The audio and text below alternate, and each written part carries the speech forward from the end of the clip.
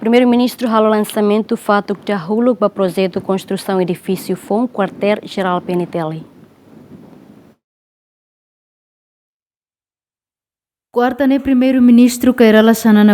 halo lansamento fatuk dahuluk para edifisiu Kuartel Jeral Polícia Nacional Timor-Leste e a kaikoli dili debemos se construir e a tempo badak nilaran. Lihusi discurso Primeiru Ministru nian nebe lihusi Ministro Interior Francisco Guterres hatu agradece ba parceiro desenvolvimento hotu nebe serviço hamutu ko PNTL o de bele construir edifício ne o de facilita diaklutan PNTL sirania serviço. E a oportunidade cara gloriosa.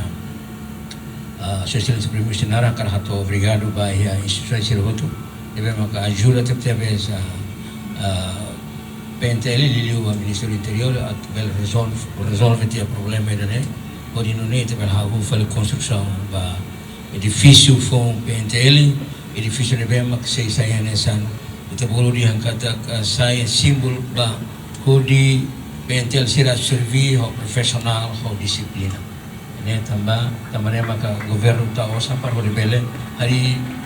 edifício de dia pode não servir halal serviço dia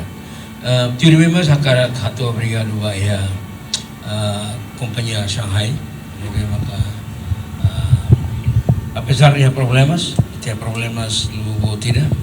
kita tem que lá quase 8 anos já kita consegue fazer o ini, mas seremos colaborar teves, ajuda teves, kita consegue resolver problemas e kita hakat vai construção foun irane. Não temos para técnico usi parte Ministro do Interior, vamos usi parte PNTL, nebe apoio teves, itu ajuda malu para itu conseguir resolver problemas. O governo kata construção ini espera kata pela hutu ia 2027, tahun apa, hutu 2027, e terhusu kata itu hutu tomatan para construção lá qualidade para tunune saya nesan edifício de nebe hori hamahon PNTL toma território Timor-Leste nia hori bela lá o serviço. Construção do edifício Kuartel Jeral PNTL é responsável husi companhia internacional ida o montante orçamento basic milhão sanul restinghat no construção ne ho duração tempo tinan rua. Equipa cobertura GMN.